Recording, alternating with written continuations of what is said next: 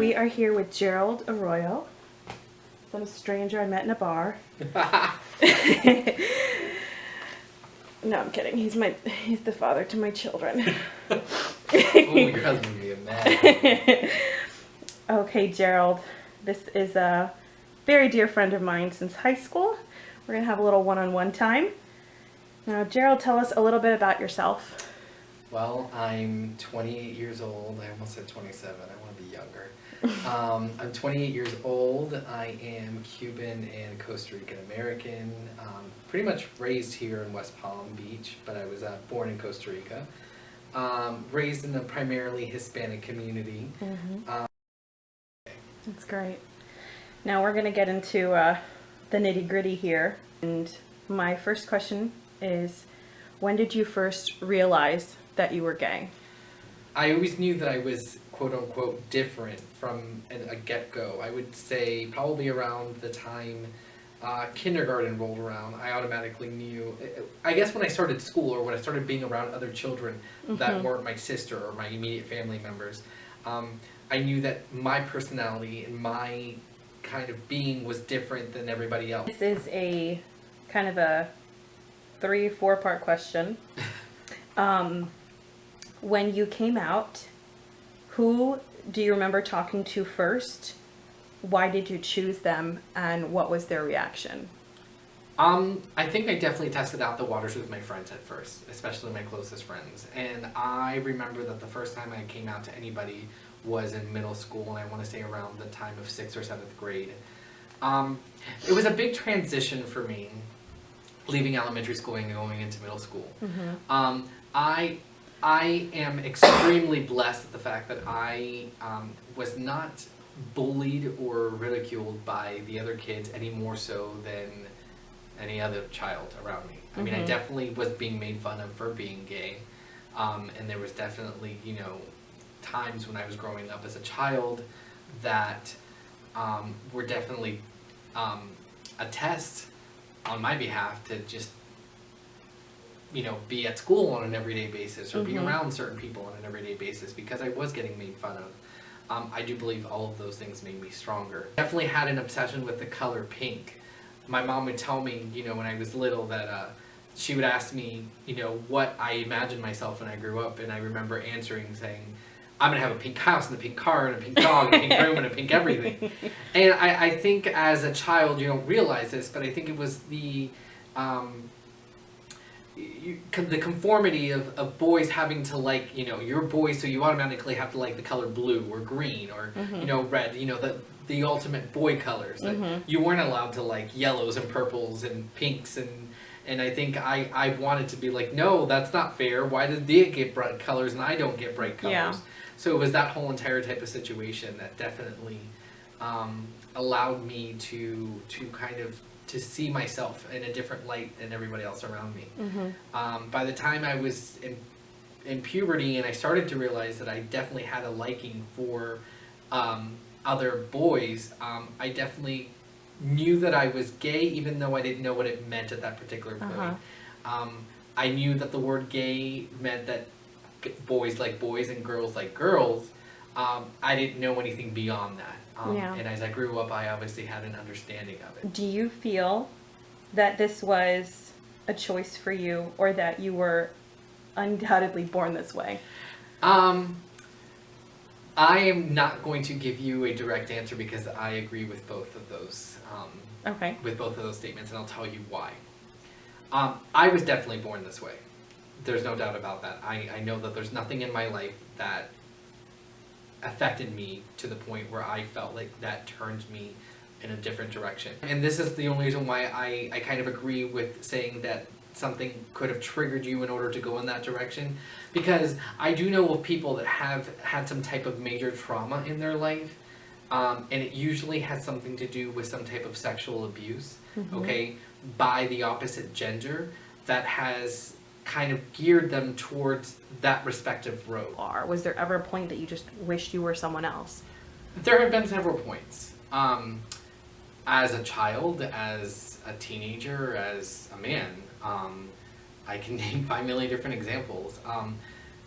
But I never got to the point where it's like, I do not want to be gay. Those words have never crossed my mind. Mm-hmm. The words, I don't want to be so effeminate, maybe, or I don't want to be fat, or I don't want to be this, or I don't want to be that.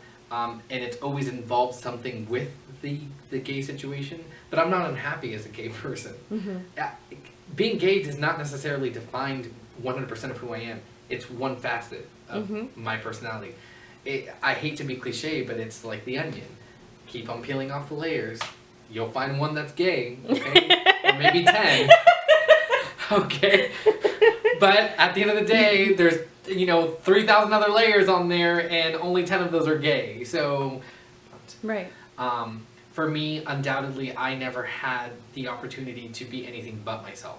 Mm-hmm. And that was a blessing and a curse at the same exact time. Because if there was one thing that I could definitely say that I would change about myself, I would definitely add more masculine attributes to who I am. I'm not saying that I'm not masculine. In fact, I hate when people automatically make that stereotypical judgment call off of the fact that I am, you're definitely more effeminate than the regular guy. I will agree with that, okay? But that does not necessarily take away my masculinity. I'm still a man. I live my life as a man. And I just because I decide that I want to do drag as a art form, as a performance, does not necessarily take that away.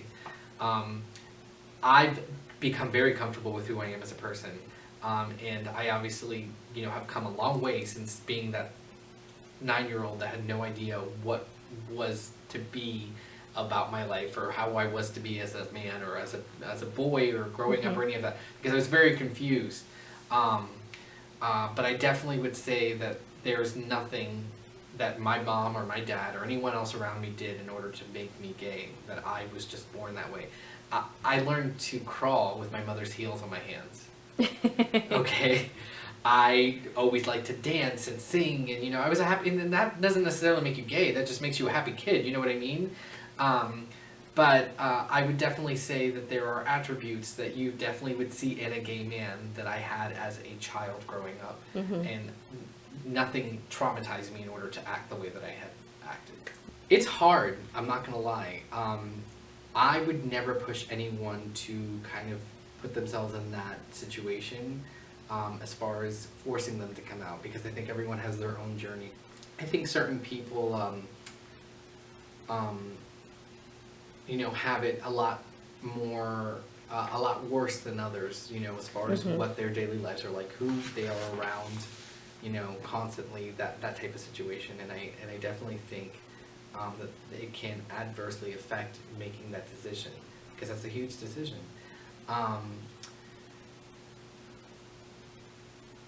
Depression is one of those things that can, it's hard, and and I've gone through it. I go through it daily. I think you have to build yourself up sometimes. I went through it today. I'm sitting at a restaurant in the middle of South Beach, surrounded by beautiful people in a gorgeous place, and all I can focus on the fact is that one of my friends has an amazing relationship, and that him and his boyfriend love each other, blah blah blah. But where's mine? And that's hard. That's definitely hard. It's not as hard as somebody who is like, if I come out, this will destroy my life. My parents won't accept me. I'll lose my friends. I'll lose my job. I get that legitimacy of that fear. The thing is, there's a whole entire campaign behind it. It's called "It Gets Better," because it does. I think it's harder, to tell you the truth, to walk around with that, and this is what I would say to them. It's harder to walk around with that burden on your shoulder than for you to let it go. Let it affect your life the way that it needs to, and try to find a solution. Because I can guarantee you that there is going to be 5 million other people who will support you when those who you thought that should have been supported will not. You just have to reach. Exactly. You just have to. You have to go out there, and I can't guess that you're going through that. I can't help you, and if I am, obviously, I'm going to try to reach out to you so that you understand that you have somebody there.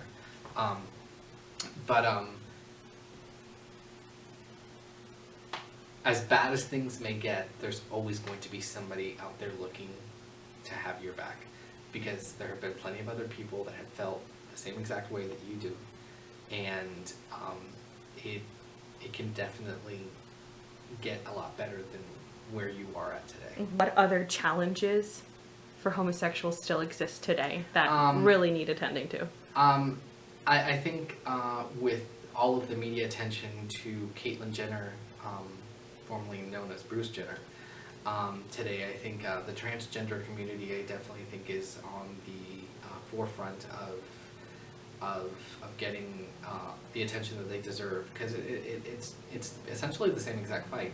We were fighting for equality as for relationships, and you know, just the same exact rights, and it was focused on marriage equality.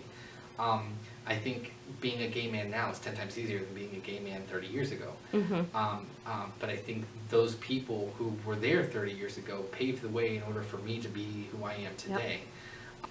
And how would you differentiate a gay relationship versus a straight relationship? There's not a lot of major differences, and it's funny because growing up, that was one of the first questions I got. So what do you like about a guy? How is it that how do you with a guy? I'm like, well, you need at least 10 marbles, a glue stick, okay? I'm like, there's no difference, you know what I mean? It's just me kissing another guy, or me being in love with another guy. The same way that you like your girlfriend, and you like to take her to the movies, and you like to hold her hand, and you know, you like to, you know, kiss her. I would like to do the same thing, but I just feel that way towards somebody of the same sex as me. I don't really see a lot of major differences within the world of being straight and within the world of being gay. Yes. And the last question kind of led me into what I was saying. The gay world can be extremely superficial. And I think the straight world is superficial as well, but I think the gay world is a lot more superficial, because you have so many different categories of all these guys trying to be quote unquote perfect, with their perfect body and their perfect, you know, tan face and their perfect teeth and their coiffed hair and their Gucci loafers. Their and what hair? Coiffed. That's a word? Coiffed is a word. Oh my goodness. You know what I mean? Just like little things like that, and it's like it's a exhausting competition to keep up, to make sure that you are still part of the, you know, it thing. The gay world is very Barbie and Ken. Yeah. If you're not Barbie and you're not Ken, you're not in. Period. So, you know, I can't be the little cholo doll that you get for the 50 cents at Publix. You know what I mean? I'm a little cholo doll since I'm not Barbie and Ken. And how would you... And I think the straight world and the gay world differ in just in the fact that it's always competition to see who's better. Wow. And that must be tough. It's tiring is what it is, because if you don't keep up, you're out of the game. At one point or another, I've heard you say that you wanted to work at Disney, that you wanted to study theater, that you wanted to meet the Jonas Brothers, that you wanted to go to Europe, and all of those things you did. You did everything you said you were going to do. How does that frickin' feel? It feels amazing, and you know what? It wasn't easy. It's not like I just said, I'm gonna make this happen. What today. drives you? A lot of different things drive me. I think one of the major contributing factors behind my drive are my grandparents and my parents. My grandparents and my parents sacrificed a lot in order to give me the life that I live. And it's not like I'm a normal everyday Joe Schmo, but I work really hard in order to get the things that I want. And I'm not going to lie, I'm materialistic. I like expensive shoes. I like to go out to dinner. I like to, you know, go on vacation. I like to do different things. And those things are not free. You know what I mean? But I do believe in work ethic, which I think you know, was definitely instilled on me from a young age. If you want something, you have to work hard in order to make it happen. I don't like to use the word impossible. That's not a word that I have in my vocabulary, based off the fact that I don't believe anything is impossible. I believe that certain things are improbable. Okay, I'm not going to be able to jump off your roof and say I'm going to fly and, you know, all of a sudden turn into Tinkerbell and be like, Peace out. You know what I mean? I love that you said Tinkerbell and not Peter Pan. Well, because Peter Pan doesn't have wings. You know what I mean? So I'm not gonna fly off, you know, and just, you know, that's improbable. Okay, it's not impossible because I can't go onto your roof and pretend to fly. I'm just gonna fall to my death.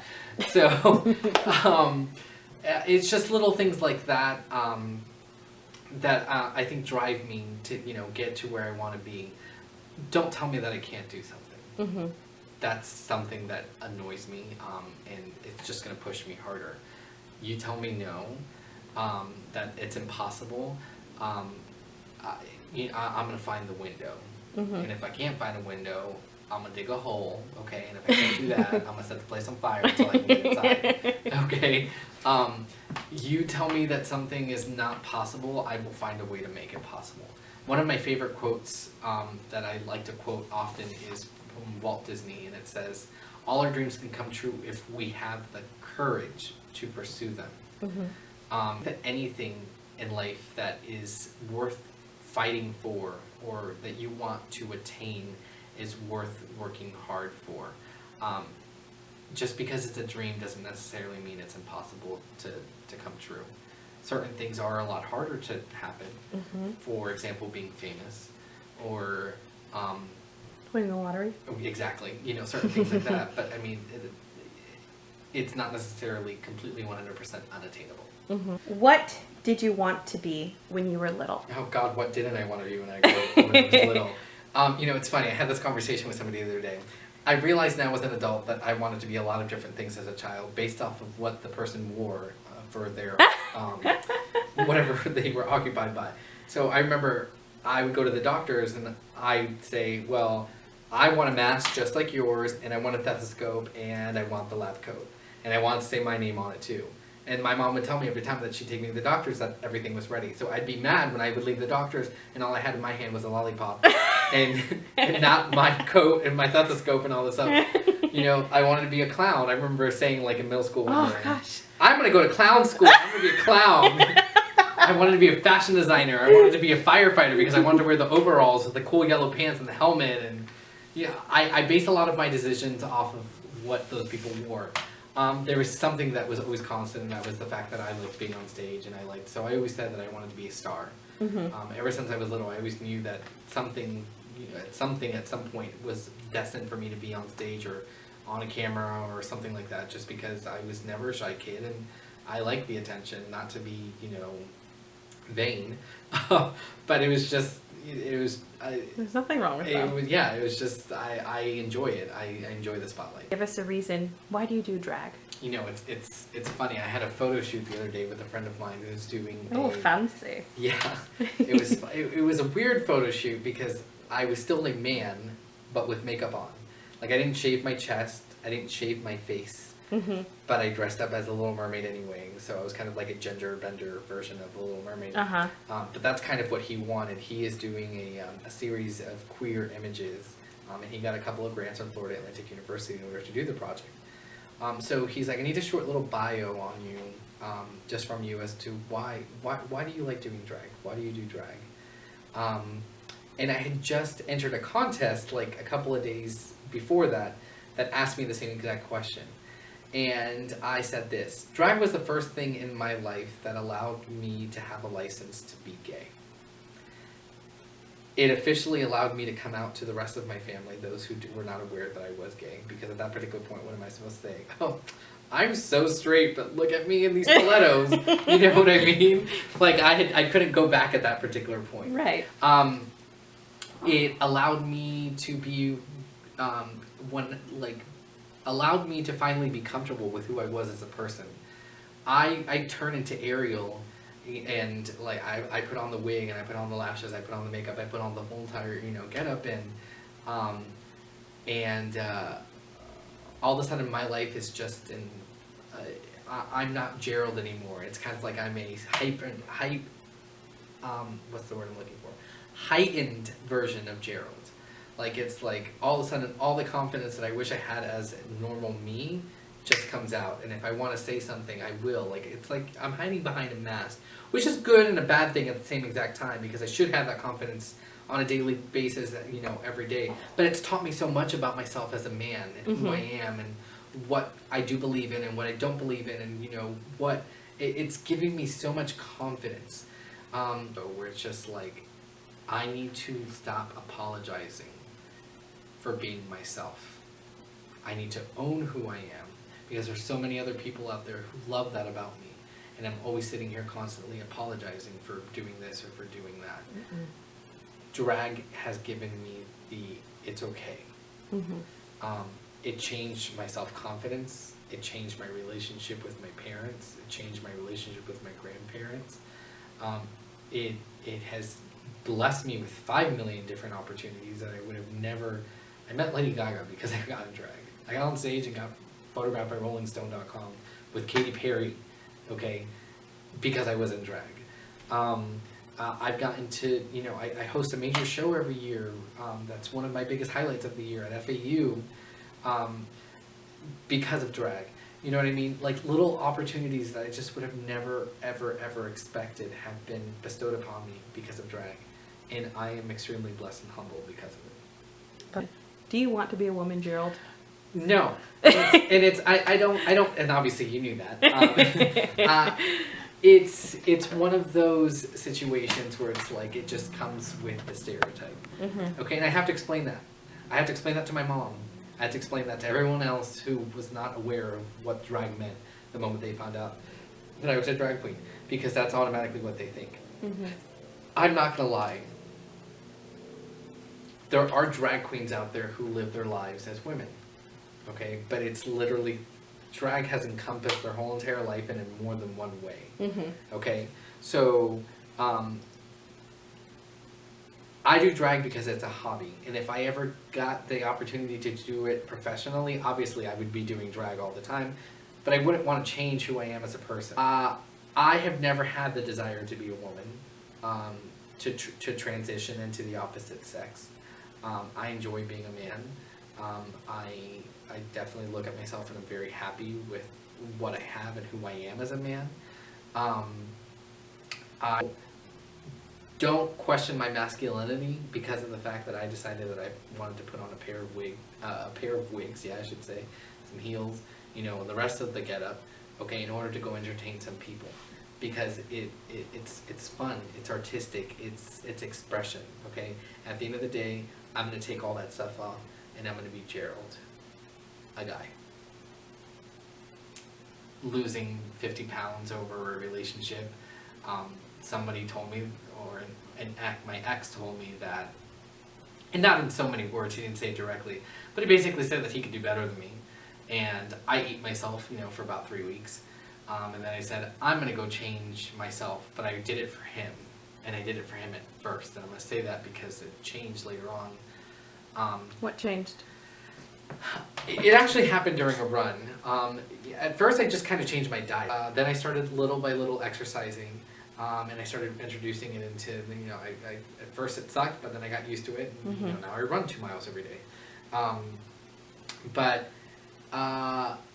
was in the middle of a run and I realized, I'm like, you can't, it's like I had like an emotional awakening, because I remember I stopped and I started crying. I didn't know where it was coming from. I freaked out. I'm having an anxiety attack. I don't know what's going on. And I realized you can't do this for him. Yeah. If you're going to do this, you have to do it for yourself. I'm glad, because it completely and utterly changed my life. Health-wise, emotionally, physically, mentally, like it's just been 100% like a huge blessing in disguise is what it was. And if you could go back in time and change something, either a decision you made or something you said, what would it be? October 5th, 1995, I would buy that Spice Girls. No, I'm just kidding. I was like, dang, you were ready for that one. If I could go back and change anything, there is one thing that I would definitely go back and change, and this is so like stupid romantic cliche. This kid that I was in love with my senior year, like we went out one night, and he took me to get coffee and we got ice cream or something like that, and he dropped me back off at home. I'd kiss him at the end of that car ride. I would go back and change that. That little part haunts me. I'd go out on a date with somebody who asked me out in high school, who I'm not going to mention his name because he'd have a heart attack. But just little stupid things like that. But I'm very content with where I am in life right now. So I can't say I regret too much. Where do you want to see yourself in 10 years? Do you want to be married? Do you want to have kids? Do you want to have the house and the white picket fence and a little chihuahua? No house with white picket fence and chihuahua. I'd rather be in a high-rise in the middle of downtown. I do want children, or a child at least one day. I don't know when that's going to happen. Right? I could definitely see myself adopting one day because I think there are so many children that do not have good homes or do not have good homes at all, and I could definitely see myself putting myself in that position. As far as adoption, marriage is definitely a huge goal, dream, whatever, and it's frustrating. It's a frustrating one to me. Something that stuck with me recently, one of my great-grandmothers passed away this past year, and my mom said, when are you guys going to give me grandchildren? Because I want them to meet Bobby and Mommy, my grandma, my grandpa. Oh. And and it just kind of like you can't do that to me right now. There's so much that's going on, like we just had a death in the family, now you're going to say that to me? Like, really? That's what you're going to say to me?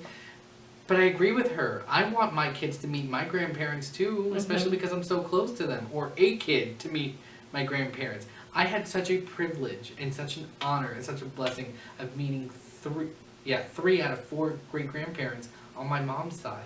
Wow. You know what I mean? And I got to grow up with them, and I got to be around them, and I got to see their personalities and who they were.